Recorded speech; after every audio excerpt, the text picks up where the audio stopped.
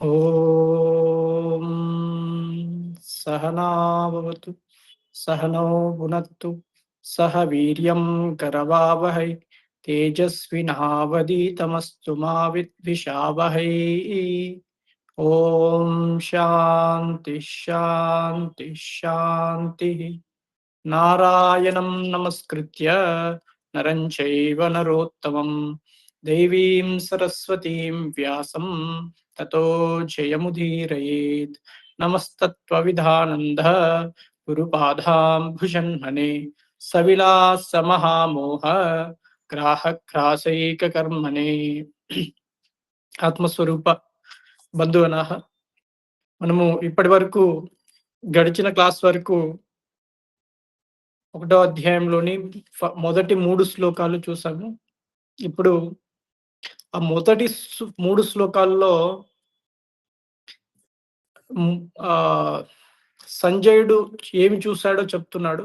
సంజయుడు చూసింది ధృతరాష్ట్రుడికి చెప్తున్నాడు. అయితే దుర్యోధనుడు ఆచార్యుడి దగ్గరికి వెళ్ళి ఇలా పాండవుల యొక్క సైన్యాన్ని చూసావా అంటూ ఆ పాండవ సైన్యాన్ని మొత్తం వివరిస్తూ ఉన్నారు.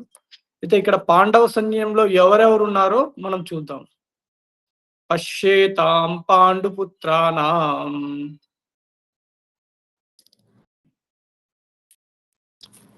కృష్ణమూర్తి గారు రిపీట్ చేస్తారా? పశ్యేతాం పాండుపుత్రాణాం ఆచార్య మహతీం చమూం యూఢం ద్రుపదపుత్రేణ తవ శిష్యేన ధీమతా. ఇంతవరకు మనం గడిచిన క్లాస్ లో చూసాము. ఇప్పుడు 4వ శ్లోకం నుంచి మనం చూద్దాము. అత్ర శూర మహేశ్వాస భీమార్జున సమాయుధి యుధానో విరాటశ్చ ద్రౌపదేశ్చ మహారథాః దృష్టకేతుశ్చేకితానః కాశీరాజస్య వీర్యవాన్ పురుజిత్ కుంతిభోజస్య చైభ్యస్య నరపుంగవః యుద్ధామన్యస్య విక్రాంత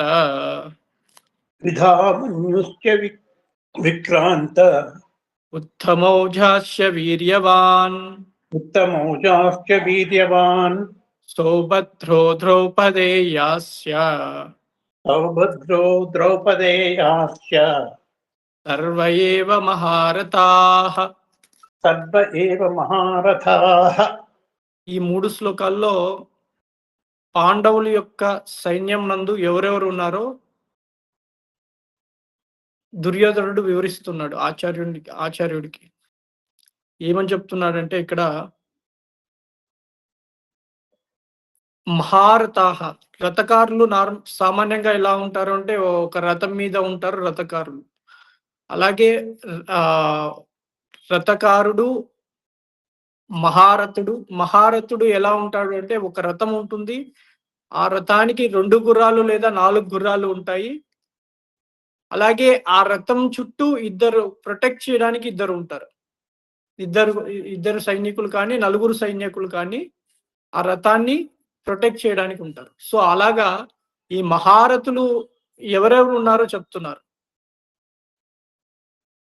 అత్ర శూర మహేశ్వాస భీమార్జున సమాయుధి. వీళ్ళంతా కూడా అర్జునుడికి భీముడికి సమంగానే ఉంటారు, కానీ వాళ్ళకి తక్కువగా వీళ్ళలో ఎవరు లేరు అని చెప్తున్నారు.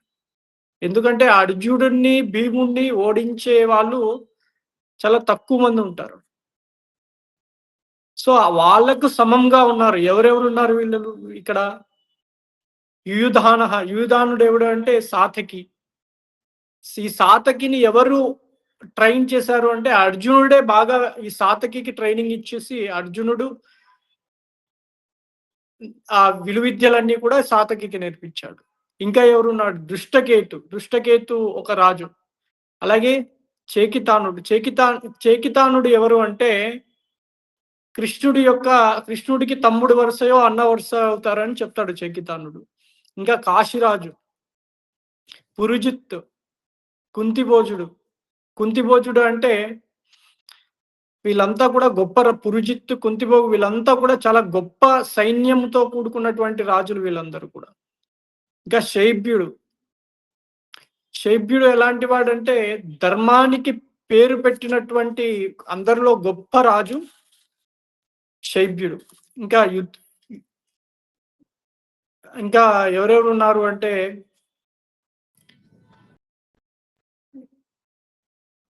దృష్టకేతుష్యకి కాశీరాజస్య పురుజిత్ కుంతిభో శైబ్యస్య నరపుంగవ. యుయుధానుడు ఎవరు? వీళ్ళంతా కూడా గొప్ప రాజులందరూ కూడా ఇక్కడ ఉన్నారు అని ఆచార్యులకి ఆయన చెప్తున్నారు. ఉత్తమౌజస్ అంటే ఈ అర్జునుడి యొక్క రథానికి ప్రొటెక్టర్ గా ఆ రథాన్ని కాపలాగా ఉంటూ చూసే అతను ఉత్తమౌజస్. ఇంకా అభిమన్యు గురించి మనకు తెలిసే ఉంటుంది, మనందరికీ తెలుసు ఎంత గొప్ప వీరుడు అంటే యుద్ధంలో చాలా గొప్ప వీరుడు. ఇంకా ఉప పాండవులు వీళ్ళంతా కూడా ఉన్నారు అని చెప్తున్నారు. వీళ్ళందరూ ఎంత గొప్ప రాజులు అంటే వాళ్ళ యొక్క బలం కానీ ఇదంతా ఇప్పుడు మనము ఈ రాజుల గురించి గీతలో ఎందుకు చెప్తున్నారు, మనం ఎందుకు తెలుసుకోవాలి అంటే ఇది మహాభారతం జరిగే గీత బోధకు ముందు మహాభారతంలో యుద్ధం ఆరంభం అవుతుంది కాబట్టి యుద్ధం ఆరంభం నేను చెయ్యను అన్నాడు అర్జునుడు. సో దానికి ఇదంతా ఈ యుద్ధము చెయ్యను అన్న దానికోసం అక్కడ నుంచి గీత ఆరంభమైంది కాబట్టి మహాభారతంలో ఆ మొత్తం యుద్ధానికి సంబంధించినటువంటి సినారియో ఏదైతే ఉందో దాన్ని అంతా కూడా మన గీతలో వర్ణిస్తున్నారు. అయితే మరి ఈ రాజుల పేర్లు ఇవన్నీ చెప్పారు, ఆ కాలంలో ఆ రాజులు యుద్ధం చేశారు, అదంతా బాగానే ఉంది. మరి ఇప్పుడు మనము నిత్య జీవితంలో మన లోపల ఎప్పుడు యుద్ధం జరుగుతూనే ఉంది మన మనసులో. దానికి ఈ రాజులు ఎవరెవరు దేనికి ప్రతీక అనేది మనం ఈరోజు చూద్దాం. భీముడు అంటే గొప్ప బలం గలవాడు. ఒకవేళ మనమే యుద్ధానికి వెళ్తున్నాం అనుకోండి, మన మనస్సుతో మనం యుద్ధం చేయాలి. అలాంటప్పుడు ఎవరిని పెట్టుకోవాలి? మన లోపల మన మనస్సులో ఏమి ఉండాలి అంటే గొప్ప సంకల్పం, గొప్ప మనోబలం అనేది మనకు కావాలి. సో భీముడు దేనికి ప్రతీక అంటే బలానికి ప్రతీక. అర్జునుడు ఫోకస్డ్ మైండ్. మనకి ఎప్పుడైతే ఆ మనస్సు నిశ్చలంగా చలించకుండా ఎప్పుడైతే ఉంటుందో అదే అర్జునుడు అవుతాడు. సో కాబట్టి మనం ఏం చేయాలంటే మనకు ఉన్నటువంటి ఈ రాగద్వేషాలు, సుఖ దుఃఖాలు, ఈ ద్వంద్వాలన్నిటినీ కూడా పక్కన పెట్టి అర్జునుడు లాగా మనము ఆ ముముక్షుత్వంతో నేను తెలుసుకోవాలి అనే ఇచ్ఛతో మనం ఉండాలి. ఆ ముముక్షుత్వం మనకు కావాలి. సో ఇక్కడ వీళ్ళందరూ ఈ రాజుల పేర్లు చెప్పారు, ఈ రాజులతో మనకేమి అని కాదు. ఈ రాజు ఒక్కొక్క రాజు దేనికి ప్రతీక అని ఒక మహాత్ముడు ఒక ఆయన చెప్పారు. భీముడు అంటే బలానికి ప్రతీక, అర్జునుడు అంటే ఆ ఫోకస్డ్ మైండ్. మన మనస్సు ఎలా ఉంటుందంటే ఎప్పుడు ఏదో ఆలోచిస్తూనే ఉంటుంది. ఇప్పుడు ఒక ఆలోచన చేస్తుంది, ఇంకా సేపటికి ఇంకొక ఆలోచన మారిపోతుంది. ఇలా మనస్సు ఆలోచిస్తూనే ఉంటుంది. ఆ మనస్సును మనము పక్కన పెట్టి మనము ఆ మనస్సుతో తాదాత్మ్యము చెందకుండా ఆ మనస్సును సాక్షిగా చూస్తూ నేను తత్వము తెలుసుకోవాలి అని మన మనస్సులో మనం సంకల్పం చేసుకోవాలి. ఆ యొక్క దృఢత్వము, భీముడి యొక్క దృఢత్వం ఏదైతే ఉందో మన మనస్సులో కూడా అంతటి దృఢత్వం, నేను ఆత్మస్వరూపమును నేను తెలుసుకోవాలి, నేను ఆ సచ్చిదానంద స్వరూపుడను అని తెలుసుకోవాలి అనే ఆ ముముక్షుత్వం ఏదైతే ఉందో ఆ దృఢ సంకల్పం మనం కలిగి ఉండాలి. ఎప్పుడైతే అటువంటి దృఢమైన సంకల్పం ఉంటుందో అటువంటి మనస్సే భీముడవుతాడు. అలాగే అర్జునుడు నిశ్చయం ఏదైతే ఉందో, మనస్సు నేను తత్వం తెలుసుకోవాలి, నాకు తత్వం కావాలి అనే నిశ్చయం, దృఢమైన నిశ్చయం, focused single pointedness of mind అంటారు. మనస్సు ఒక దాని మీద ఫోకస్ అయ్యి ఉండి, అర్జునుడు బాణం వదిలాడంటే మరి దానికి తిరుగు ఉండదు. అలాగా మన మైండ్ కూడా దేని మీద ఉంటుంది? ప్రపంచ విషయాల్లో, ఇంద్రియ భోగాల్లో వాటి వైపు పరిగెత్తుతూ ఉందా? లేక మనస్సు సింగిల్ పాయింటెడ్‌గా శాస్త్రాన్ని చదవాలి, శాస్త్రీయమైన చర్చ చేయాలి. అది మనం చూసుకోవాల్సి ఉంటుంది. ఎప్పుడైతే మనస్సు సింగిల్ పాయింటెడ్‌నెస్ ఒక పని చేస్తే, ఆ పనిని ఫోకస్డ్‌గా, ఇప్పుడు సపోజ్ వంట వండుతున్నారనుకోండి అమ్మగారు. ఫోకస్డ్‌గా చేస్తే ఆ వంట బాగా చక్కగా ఉంటుంది. అదే ఫోకస్ లేకుండా మొబైల్ చూస్తూ, లేకపోతే అటు వెళ్తూ, ఇటు వెళ్తూ అలా వంట వండారనుకోండి. ఆ వంట అంత రుచికరంగా ఉండదు, సరిగా ఉండదు. అదే ఆ ఫోకస్డ్ మైండ్‌తో ఎప్పుడైతే రుచికరంగా ఫోకస్డ్ మైండ్‌తో వర్క్ చేస్తే అది రుచికరంగా ఉంటుంది, బాగా ఉంటుంది ఆ వంట. కాబట్టి మనం ఏదైతే ఫోకస్డ్ మైండ్ ఉంటుందో దానికే అర్జునుడు అని పేరు. బయట జరిగే యుద్ధం జరిగిపోయింది. దాని గురించి మనం కథలాగా చెప్పుకుంటాం, బానే ఉంటుంది. కానీ ఇక్కడ మన మనసులో నిరంతరం ఈ యుద్ధం జరుగుతూనే ఉంది. కాబట్టి ఇక్కడ ఈ పేర్లకు ప్రతీక ఏంటి? ఆధ్యాత్మికంగా మనకు ఈ పేర్లకు భీముడు అంటే ఏంటి? అర్జునుడు అంటే, సాతకి అంటే ఏంటి? అలాగే అభిమన్యు అంటే ఏమిటి? దృష్టకేతు ఎవడు? వీళ్ళంతా కూడా ఇది మనము ఇప్పుడు చూద్దాం. అర్జునుడు, భీముడు గురించి మనం చూసాము. సాతకి, విరాట, ద్రౌపదులు వీళ్ళ ముగ్గురు దేనికి ప్రతీక అంటే ద్రుపదుడు. ద్రౌపది యొక్క తండ్రి ద్రుపదుడు. అలాగే సాతకి, విరాట వీళ్ళు ముగ్గురు కూడా దేనికి ప్రతీకలు అంటే భక్తి, అలాగే విజిటం ఏదైతే ఉందో దానికి, కరేజ్ అంటే చేపట్టిన పనిని చేయగలిగే సమర్థత, ఇవన్నీ ఉన్నవాళ్ళు వీళ్ళందరూ. ఈ భక్తి, ఈ భక్తి అనే శబ్దానికి మనం భక్తి అని ఊరికే అలా చెప్పేస్తూ ఉంటాం. ఏవో కొబ్బరికాయలు కొట్టి పూజలు చేస్తూ ఇలా ఉంటాం. ఈ భక్తి గురించి మనం చదవబోతున్నాం. 12వ అధ్యాయంలో భక్తి యుగంలో చదువుతున్నాం. అయితే వీళ్ళు దేనికి ప్రతీక అంటే వీళ్ళు ముగ్గురు భక్తికి, అలాగే విజ్డమ్ ఒక జ్ఞానం, ఆ ఫ్రీడమ్ ఏదైతే ఉందో దానన్నిటికీ వీళ్ళు ప్రతీక. మనం కూడా మన లోపల ఆ జ్ఞాననిష్ట, ఆ భక్తి అవన్నీ కూడా నింపుకునే ప్రయత్నం మనం చేయాలి. అయితే ఇక్కడ దుర్యోధనుడు వీళ్ళందరి గురించి చెప్తున్నాడు. పాండవుల యొక్క సైన్యాన్ని గురించంతా కూడా వర్ణిస్తూ ఉన్నారు. ఆ యుద్ధం అయిపోయేసరికి పాండవులే గెలిచారు. అయితే ఇక్కడ దుర్యోధనుడు ఎందుకు వర్ణిస్తున్నాడు వీళ్ళందరినీ అంటే, అతనిలో ఒక భయమైనా ఉండాలి, లేకపోతే వాళ్ళ సైన్యం కంటే నా సైన్యం గొప్పది అనే ఆలోచన అయినా ఉండాలి. కానీ మనం చూస్తే వీటన్నిటికి సైన్యాలలో చూస్తే ఏ సైన్యం దేనికి ప్రతీక అని మనం చూసినప్పుడు చూస్తే, ఈ పాండవ సైన్యం అంతా కూడా మంచి లక్షణాలకి ప్రతీక. అలాగే ఈ దుర్యోధనుడి సైన్యం అంతా కూడా చెడు లక్షణాలకి ప్రతీక. ఇప్పుడు మన లోపల నిరంతరము జరిగే ఈ యుద్ధంలో ఏవేవి మంచి లక్షణాలు, ఏవేవి చెడు లక్షణాలు మనము ఆ విచక్షణ జ్ఞానంతో పరిశీలిస్తే, ఈ సైన్యంలో ఉన్నటువంటి సైన్యమంతా కూడా ఒక్కొక్క రాజు ఒక్కొక్క మంచి లక్షణాలకి ప్రతీకగా ఉన్నారు. అలాగే ఈ కౌరవుల సైన్యమంతా కూడా ఒక్కొక్క సైన్యము ఒక్కొక్క చెడు లక్షణాలకు ప్రతీకగా ఉన్నారు. కాబట్టి మన లోపల జరుగుతున్నటువంటి ఈ నిరంతరమైన యుద్ధమే మనం చూసుకోవాలి. మన లోపల ఎటువంటి లక్షణాలున్నాయి? దైవీ భావికమైన లక్షణాలున్నాయా? భక్తి అంటే అద్వేష్ట సర్వభూతానాం మైత్ర కర్ణ ఏవచ ఇలాంటి గుణాలు ఉన్నాయా? లేక చెడు గుణాలు ఉన్నాయా? సో, మనం మన జీవితంలో జరిగేటటువంటి ఈ నిరంతరణ యుద్ధం దీంట్లో మనం చూసుకోవాలి. మనం జనులతో ఎలా వ్యవహరిస్తూ ఉన్నాము? ప్రపంచం పట్ల మన దృష్టి ఎలా ఉంది? ఇవన్నీ కూడా మనము ఎప్పుడైతే మనం పరిశీలించుకొని మనం చూస్తామో, అప్పుడు మనకు స్పష్టంగా అర్థమయ్యేది ఏంటి అంటే, ఆ యుద్ధం పాండవులకు, కౌరవులకే కాదు మన నిరంతర జీవితంలో మన యుద్ధం జరుగుతూనే ఉంది. మన మనస్సు ఎప్పుడైతే సద్భావనతో మంచి లక్షణాలు కలిగి ఉంటుందో అప్పుడు సుఖశాంతులతో ఉంటుంది.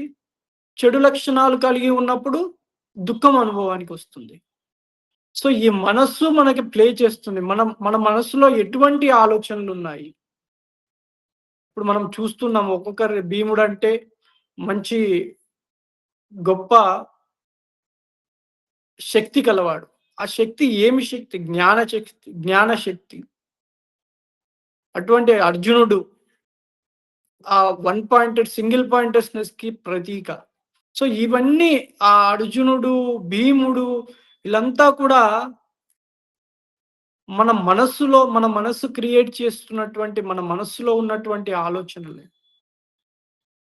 ఇంకా చేకితానుడు, చేకితానః అతను దేనికి ప్రతీక అంటే అవేర్‌నెస్. మన స్వామీజీ ఈ అవేర్‌నెస్ గురించి మనకు ప్రతి క్లాస్‌లో చాలా క్లాసులలో కూడా చెప్తూ ఉంటారు. ఈ అవేర్‌నెస్ ఎలా ఉండాలి? అటెంటిటివ్‌గా ఉండాలి. మైండ్ అటెంటిటివ్‌గా ఉండాలి. మనకు స్వామీజీ చాలా సార్లు కాఫీ ఎగ్జాంపుల్ ఇస్తారు. ఒకసారి స్వామీజీ ఎక్కడికో ఎళ్లారట. వెళ్తే ఒక అమ్మగారు స్వీట్ వండారు. ఆ స్వీట్ వండడంలో ఆవిడ ఏం చేసిందంటే ఆ అవేర్‌నెస్ లేకుండా పంచదారకు బదులు కాఫీ పౌడర్ ఏసింది. అలాగా స్వామీజీ అలా తినేసి వచ్చేసారు. తర్వాత మరుసటి రోజు అమ్మగారు స్వామీజీకి ఫోన్ చేసి, "స్వామీజీ నిన్న నేను కాఫీ పౌడర్ ఏసాను మర్చిపోయి పంచదారకు బదులు" అని తర్వాత నోటీస్ చేశారు. సో, అవేర్‌నెస్ లేకపోతే ఎలా ఉంటుంది అంటే, మన వంటనే సరిగా కానప్పుడు మన జీవితంలో మనం ఎంత అవేర్‌నెస్‌గా ఉండాలి.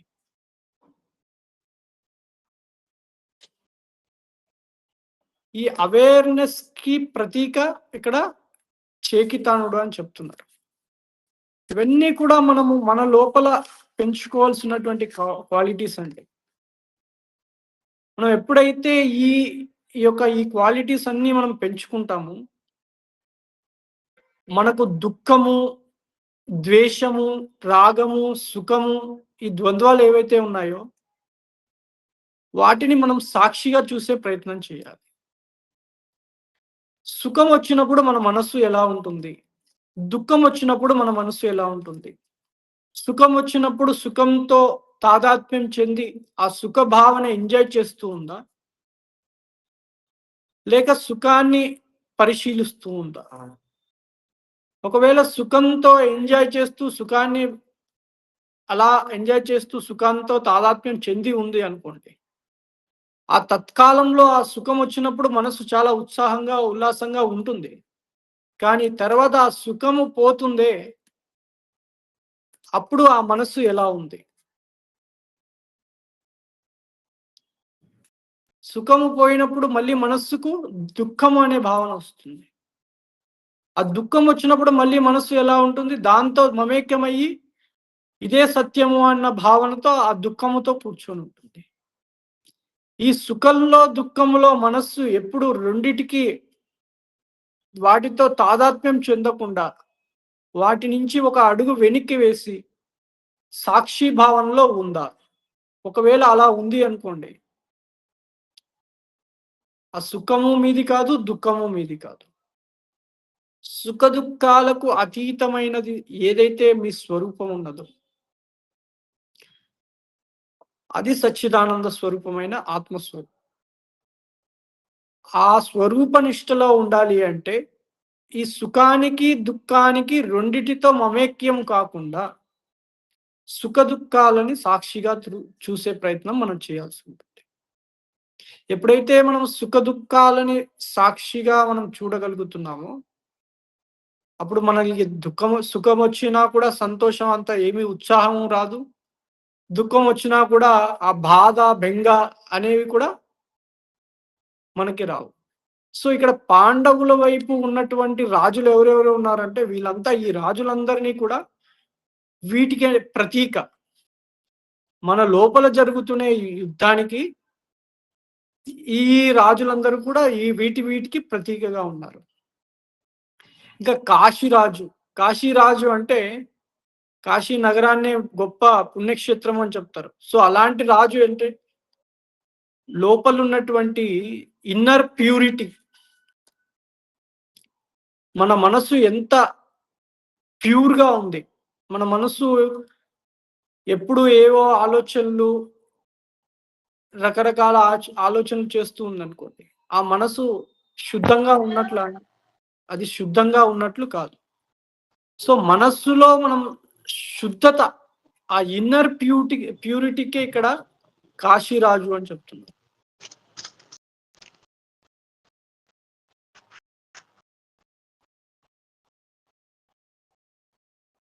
సో, ఆ ఇన్నర్ ప్యూరిటీని మన లోపల మనం డెవలప్ చేసుకోవాలి. ఆ ఇన్నర్ ప్యూరిటీ ఎలా వస్తుంది? ఆ ఇన్నర్ ప్యూరిటీకి రావడానికి మనం చేసే పనులు మనం చూసుకోవాలి. మనం ఇతరులతో ద్వేషంగా ప్రవర్తిస్తున్నామా? లేదా ప్రేమగా ప్రవర్తిస్తున్నామా? ఇప్పుడు ఇతరులతో మనము ఎప్పుడు చూసినా చిరాకుగా, విసుగ్గా అలా ప్రవర్తిస్తూ ఉన్నామనుకోండి. అలా ప్రవర్తించడం వల్ల మన మనస్సు మనకి కల్మషంగానే ఉంటుంది కానీ, ఆ ప్యూరిటీ అనేది మనకి డెవలప్ కాదు. ఎప్పుడైతే మనము ఆ ఇన్నర్ ప్యూరిటీ కావాలని కోరుకుంటామో, అప్పుడు మన ప్రవర్తన కూడా ఇతరులతో ప్రవర్తించేటప్పుడు చాలా ప్రేమగా, ఆప్యాయంగా ఇటువంటి భావనతో మనం వ్యవహరిస్తాం. సో, మనం ఎలా వ్యవహరిస్తున్నామో చూసుకుంటే మన మనస్సు ఆ ప్యూరిటీలో ఉందా? లేకపోతే శుద్ధంగా ఉందా? లేకపోతే కల్మషంగా ఉందా? అనేది మనకు తెలుస్తుంది. సో, ఇలాగా పురుజిత్తు, కుంతిభోజుడు, కుంతిభోజుడు వీళ్ళిద్దరు రాజులు కూడా దేనికి ప్రతీకలంటే ఒక రెస్పెక్ట్, హ్యూమిలిటీ, డిసిప్లైన్, ఆర్డర్ వీటన్నిటికి కూడా ప్రతీక.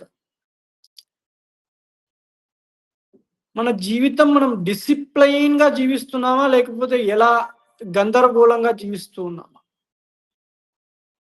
ఎవరికి వారు మనం చూసుకోవాల్సి ఉంటుంది. ఒకవేళ డిసిప్లైన్డ్‌గా మనం జీవిస్తూ ఉన్నామనుకోండి,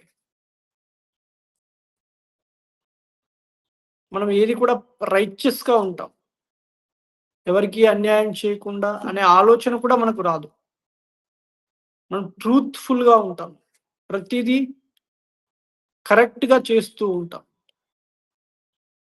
సో, ఆ విధంగా ఒక్కొక్క రాజుకి ఒక్కొక్క ప్రతీకలు మనకు చెప్తున్నారు ఒక మహాత్ముడు. ఇంకా శైభ్యుడు. శైభ్యుడు ఎటువంటి వాడంటే లీడర్‌షిప్ క్వాలిటీస్ కలిగిన వాడు. ఒక సైన్యాన్ని ఎలా ముందుకు నడపాలి? అంటే ఇక్కడ సైన్యాన్ని అది యుద్ధము జరిగింది అదంతా బానే ఉంది. మరి మనలో ఆ లీడర్‌షిప్ క్వాలిటీ అంటే దేన్ని అంటే మన మనస్సుని నియంత్రించే నియంత కావాలి. మన మనస్సును బయట ఉండే బాహ్యమైన వస్తువులు నియంత్రిస్తున్నాయా? లేక మీరు నియంత్రిస్తున్నారా? ఒకవేళ బాహ్యమైన వస్తువులు నియంత్రిస్తున్నాయనుకోండి, మనస్సు ఇంద్రియ భోగాలలో పడి, ఇంద్రియాలతో మమేక్యమయ్యి, బయటున్న విషయాలను పట్టుకొని, ఆ సుఖదుఖాల చక్రంలో తిరుగుతూ ఉంటుంది. అలాగే అలా కాకుండా మీరు మనస్సుకు మీరు నియంత అయ్యారనుకోండి, మీరు చెప్పినట్లు ఆ మనస్సు వింటూ ఉందనుకోండి, అప్పుడు మీ మనస్సు ఎలా ఉంటుంది? మీ ఆధీనంలో ఉన్నటువంటి మనస్సు బయటికి పరుగులు తీయకుండా చక్కగా మీరు చెప్పినట్లు వింటుంది అంటే, మీ మనస్సు చాలా శుద్ధంగా ఉంది అని అర్థం. సో అటువంటి లీడర్‌షిప్ మనస్సు పట్ల ఆ నియంత్రత మనకు కావాలి. అలా కాకుండా ఆ నియంత్రణ లేకుంటే మనస్సు దానంతటా అది వెళ్తూ ఉంటుంది. ఎన్నెన్నో భావజాలాలను తీసుకొస్తుంది. ఆ భావజాలాలు ఎలా ఉంటాయంటే గతం గురించి, గడిచిన దాని గురించి బెంగ, భవిష్యత్తు గురించి బెంగ. గతంలో ఏదో జరిగిన దాన్ని ఇప్పుడు ఇన్సిడెంట్‌ని బయటకి తీసుకొచ్చి పెడుతుంది. దాన్ని పట్టుకొని ఏడుస్తూ కూర్చుంటాము. లేదా భవిష్యత్తు గురించి ఆలోచన చేస్తూ దాన్ని పట్టుకొని ఏడుస్తూ కూర్చుంటాం. మనస్సుకున్నటువంటి ఈ క్వాలిటీస్ గతం నుంచి కానీ, లేదా భవిష్యత్తు గురించి గాని, ఈ రెండిటికి ఆలోచన చేస్తూ ఉంటుంది. అలా కాకుండా ఆ 2 ఆలోచనలను మీరు డ్రాప్ చేసి, మీరే ఆ మనస్సు పట్ల ఒక నియంతగా వ్యవహరించారనుకోండి. మనస్సు అంత ఆలోచించకుండా క్రమంగా ఆ ఆలోచన ఆ ఆలోచనలు లేని స్థితి ఏదైతే ఉందో, అది క్రమంగా చేరుకుంటుంది. ఆలోచనలు ఇప్పుడు వేగంగా ఉన్నాయనుకోండి. ఆ వేగమంతా ఆలోచనలు మీరు ఒకవేళ దాన్ని గమనిస్తూ ఉంటే ఎలాగంటే ఇప్పుడు పిల్లవాడు ఆడుకుంటూ ఉంటాడు. ఆడుకుంటూ ఉంటే ఇంట్లో ఉన్నటువంటి ఏవేవైతే వస్తువులున్నాయో అవన్నీ కింద వేస్తూ ఆడుకుంటూ ఉంటాడు. ఒకవేళ తల్లి గమనిచ్చిందనుకోండి. తల్లి గమనిస్తే ఆ పిల్లవాడు ఏం చేస్తాడంటే, ఆ కింద పడేయడం అదంతా ఆపేసి సైలెంట్‌గా కూర్చుంటాడు. కాసేపైనా కూర్చుంటాడు. తల్లి చూస్తుంది అని. అదే విధంగా మన మనస్సు కూడా మనము చూస్తున్నాము. మనము ఆ అవేర్‌ఫుల్‌నెస్‌లో ఒక నియంతగా మనము ఆ మనస్సును పరిశీలిస్తున్నామనుకోండి. మనస్సు కూడా క్రమంగా ఏం చేస్తుంది అంటే, అంత స్పీడ్‌గా ఉన్నటువంటి ఆలోచనలు క్రమంగా తగ్గించడం మొదలుపెట్టి క్రమంగా ఆలోచనలు కల్పించుకోకుండా ఆలోచన రహిత స్థితిని కూడా చేరుకునే అవకాశం ఉంది.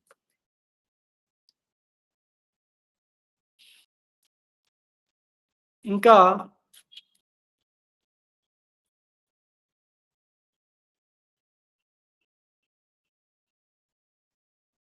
ఉత్తమౌజస్.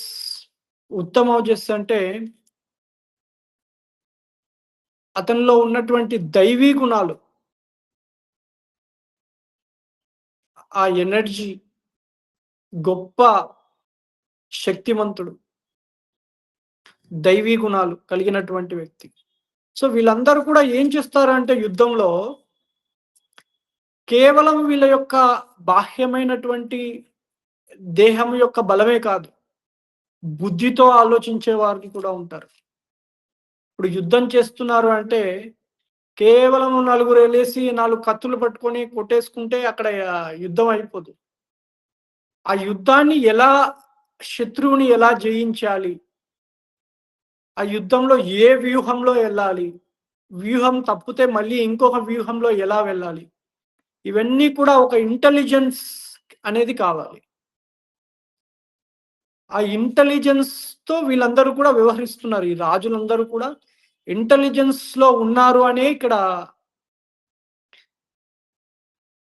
దుర్యోధనుడికి భయమేస్తుంది. వీళ్ళందరూ కూడా ఇంతమంది రాజులున్నారు. వీళ్ళందరూ కూడా చాలా గొప్పవాళ్ళు అని అతను చెప్తూ ఉన్నాడు.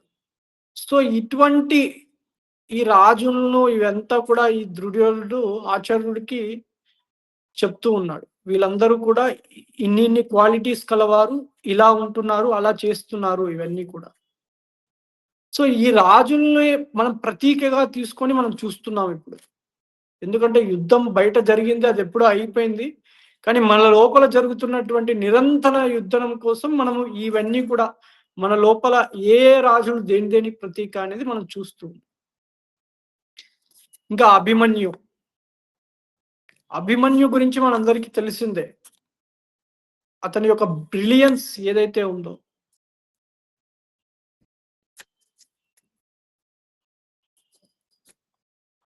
ఆ అభిమన్యు యొక్క బ్రిలియన్స్ అంతా ఇంత కాదు. చాలా ఎక్కువ బ్రిలియన్స్ ఉంది. అలాగే మన లోపల ఉన్నటువంటి అభిమన్యు ఎవరు అంటే ఆధ్యాత్మికత భావన, ఆ స్పిరిచ్యువల్ బ్రిలియన్స్ ఏదైతే ఉందో అది అభిమన్యు.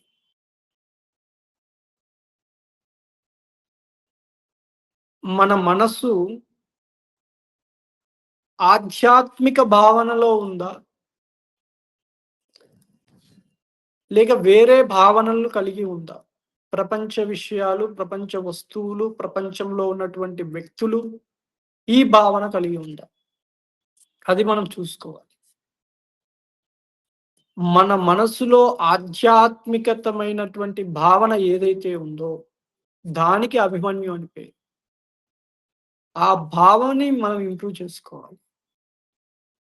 అది ఎందుకు చేసుకోవాలి అంటే, మన జీవితంలో మనం చూస్తే ఈ సుఖదుఖాలు, రాగద్వేషాలు, ఈ ద్వంద్వాలతో ఇలాగే గడుస్తుంది జీవితం కానీ,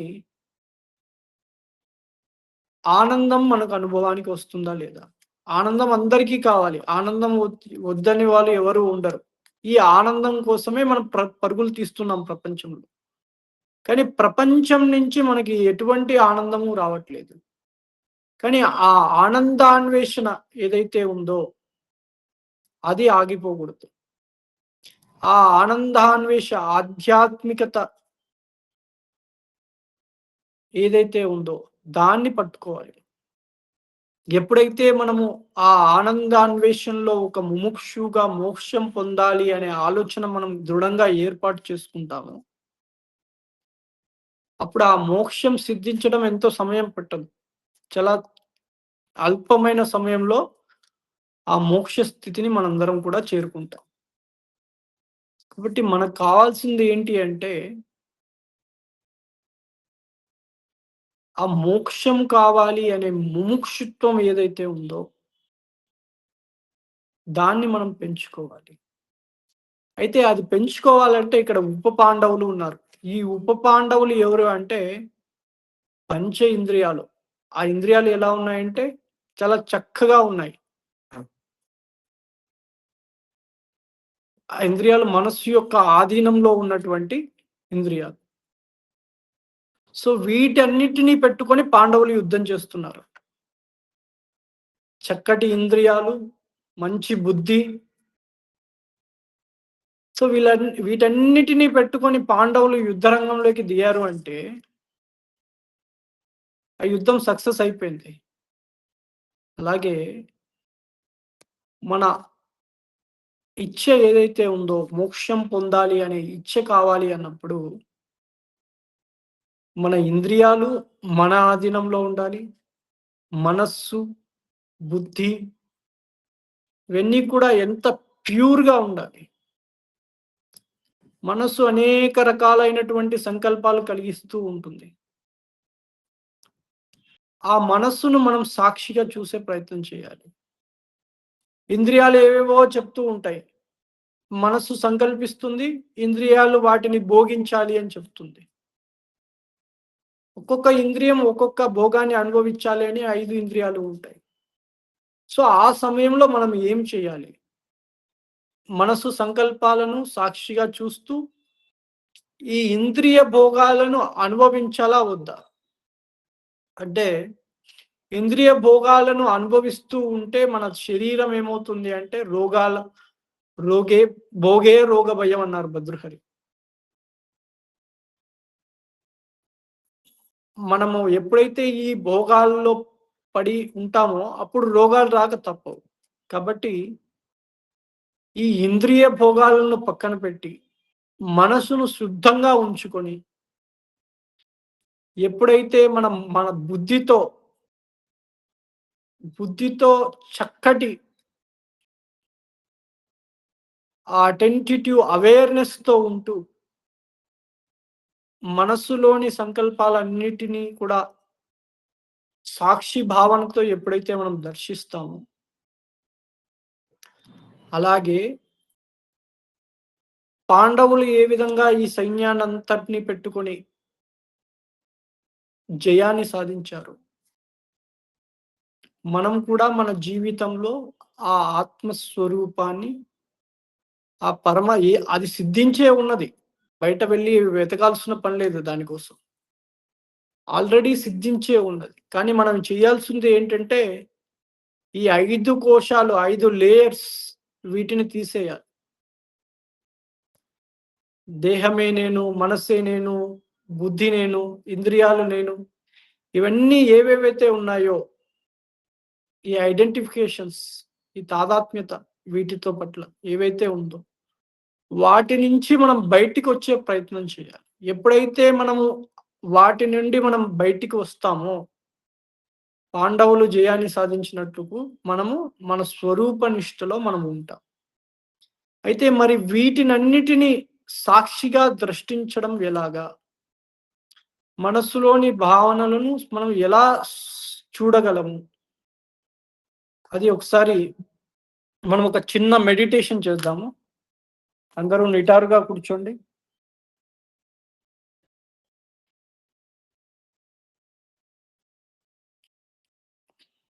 మెల్లగా కన్నులను మూసి ఉంచండి.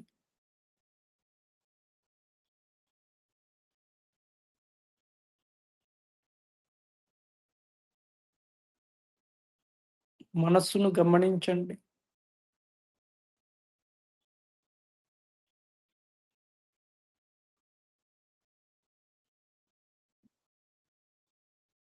మనస్సులో ఏవో ఆలోచనలు వస్తూ ఉన్నాయి.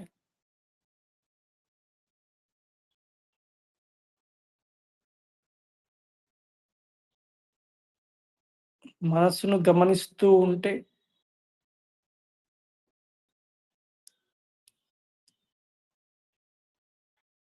మెల్లగా ఆలోచనలు క్రమముగా ఆ ఆలోచనల యొక్క వేగము తగ్గుతున్నది.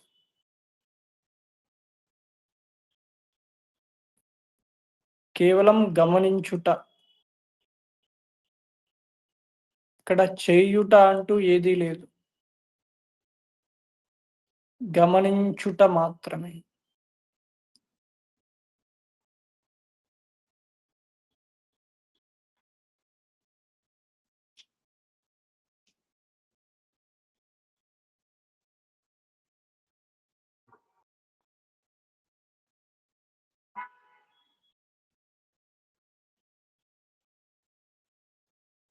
మనస్సులో ఏవో ఆలోచనలు వస్తూ ఉన్నాయి, పోతూ ఉన్నాయి. కానీ నేను ఆలోచనలని గమనిస్తూ ఉన్నాను. ఆలోచనలకి సాక్షీభావంలో ఉన్నాను. ఆలోచనలు వస్తూ ఉన్నాయి, పోతూ ఉన్నాయి.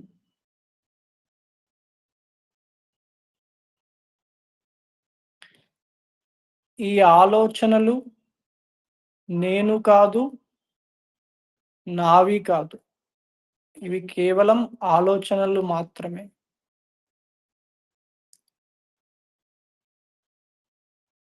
ఈ ఆలోచనలు నేను గమనిస్తూ ఉన్నాను.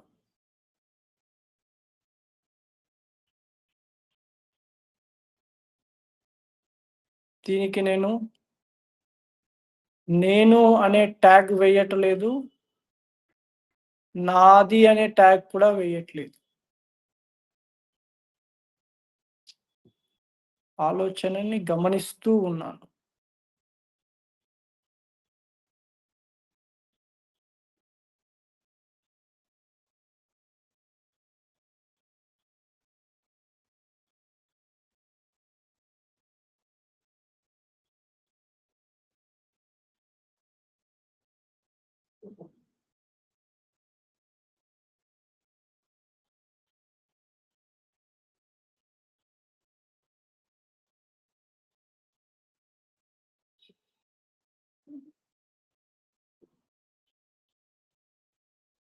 కేవలం గమనించుట, సాక్షిగా ఉండుట.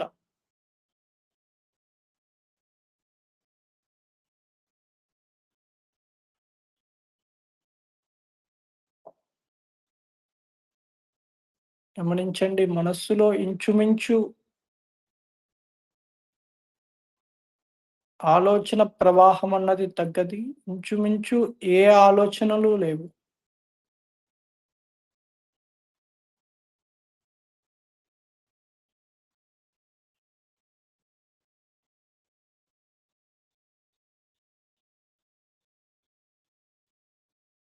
మనస్సు శాంతంగా ఉంది.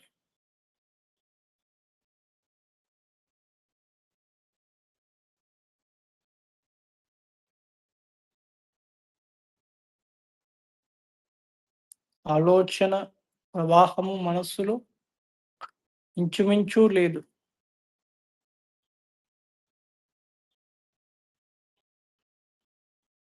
ఉన్నది నేను మాత్రమే. అహం.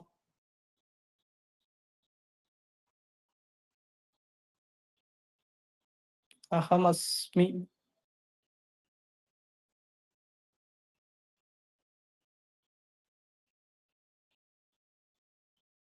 ఓం.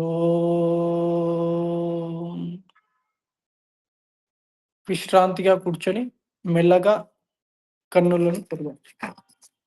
సో, ఈ విధంగా మనం ఎప్పుడైతే మనస్సును పరికిస్తామో, మనస్సులో ఒక ఆలోచన వచ్చినప్పుడు, ఇది నేను లేదా ఇది నాది అనే ట్యాగ్ వేయకుండా ఎప్పుడైతే మనం ఉండగలమో, అప్పుడు కేవలం నేను, శుద్ధమైన నేను మాత్రమే ఉంటుంది. కాబట్టి మనం ఇటువంటి ఈ భావం ఏదైతే ఉందో అది కలిగి ఉండాలి. మనస్సును సాక్షిగా చూస్తూ ఉండాలి. ఈ పాండవుల యొక్క సైన్యాన్ని ఏదైతే వివరించారో, ఈ సైన్యంలోని రాజులు ఇవన్నీ కూడా ఒక్కొక్క రాజు ఒక్కొక్క దానికి ప్రతీకలయ్యి, మన లోపలే జరుగుతున్నటువంటి ఈ యుద్ధంలో ప్రతి క్షణం కూడా, ప్రతిరోజు కూడా, ప్రతి నిమిషం కూడా మన లోపల యుద్ధం జరుగుతూనే ఉంది. మనస్సు ఒకటి ఆలోచిస్తుంది, ఇంద్రియాలు దాన్ని అనుభవించాలి. ఆ యొక్క భోగాన్ని నాకు కావాలి అని ఇంద్రియాలు చెప్తూ ఉంటాయి. అలా ఆ మనస్సు, ఇంద్రియాల మధ్య ఘర్షణ జరుగుతూనే ఉంటుంది. ఇంద్రియాలు కావాలి అంటాయి, మనస్సు ఒకసారి వద్దు అంటుంది. ఇలా ప్రతి దాంట్లో మనకు ఘర్షణ. ఇది కేవలం ఒకవేళ మన ఇంద్రియాలు వస్తువుల పట్ల అనుకోండి. వస్తువుల పట్ల ఇంద్రియాలు కావాలి, వద్దు అని ఘర్షణ జరుగుతుంది. వస్తువుల నుంచి వ్యక్తుల పట్ల కూడా సమాజంలో మనం జీవిస్తుంటే వ్యక్తులతో వ్యవహరిస్తూ ఉంటాం. వ్యక్తులతో వ్యవహరించకుండా మన జీవనం అనేది ఉండదు. సో, అలాగా వస్తువుల పట్ల, వ్యక్తుల పట్ల, వీటన్నిటి పట్ల ఇంద్రియాలు, మనస్సు నిరంతర ఘర్షణలో ఉన్నాయి. సో, అటువంటప్పుడు మనం ఏం చేయాలి అంటే, మన వైపు సైన్యం ఎవరు ఉండాలి అంటే, పాండవుల వైపు ఎవరైతే సైన్యం ఉన్నారో, ఈ మంచి క్వాలిటీస్ కలిగిన సైన్యం ఏదైతే ఉందో, దైవీ భావనలు కలిగి సైన్యం ఏదైతే ఉందో, అది మన వైపు ఉండాలి. అప్పుడు బయటున్నటువంటి ఏవేవైతే వస్తువులు, విషయాలు ఇవన్నీ కౌరవులకు ప్రతీకయో, ఆ సైన్యాన్ని మనం ఎదుర్కోగలుగుతాం. కాబట్టి ఈ సైన్యము ఇక్కడంతా వివరించారు. మహాభారత యుద్ధంలో ఎలా జరిగింది అనేది. దాన్ని మనము ఏ సైన్యము దేనికి ప్రతీక అది కూడా చూసాము. ఒకసారి శ్లోకం అందాము. అత్ర శూరమహేశ్వాస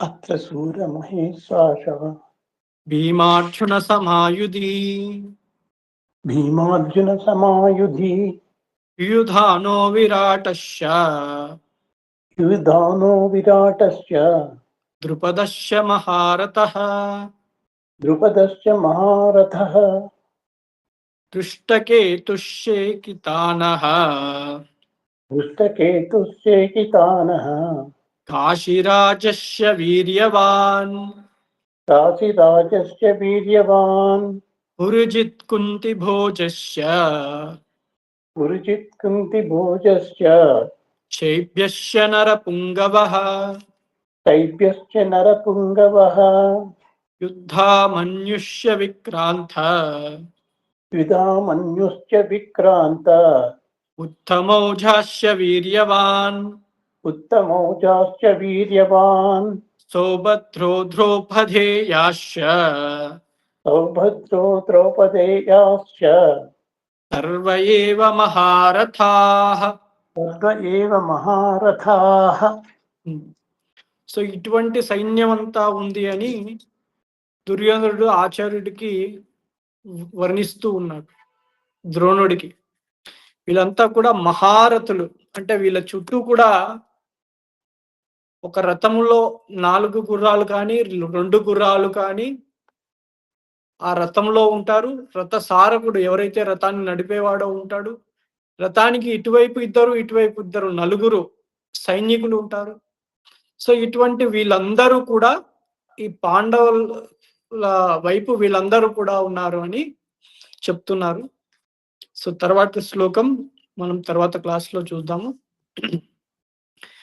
ఓం పూర్ణమద పూర్ణమిదం పూర్ణాత్ పూర్ణముదచ్యతే పూర్ణస్య పూర్ణమాదాయ పూర్ణమేవావశిష్యతే. ఓం శాంతి శాంతి శాంతి. హరి ఓం శ్రీ గురుభ్యో నమః. హరి ఓం శ్రీకృష్ణార్పణమస్తు.